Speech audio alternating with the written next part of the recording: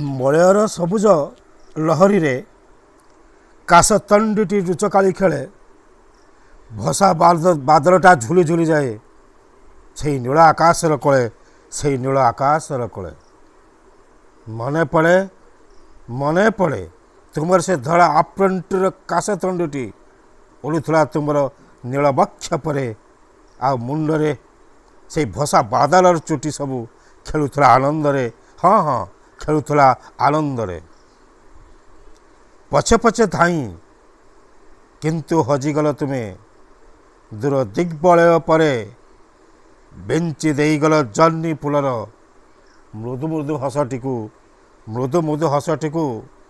ରୂପ ଲାବଣ୍ୟର ଦେଖିଲି ତୁମକୁ ପୋଖରୀର ନୀଳ କଇଁ ପରେ ନିରାଶା ପଥରେ ଖୋଜି ପାଇଗଲି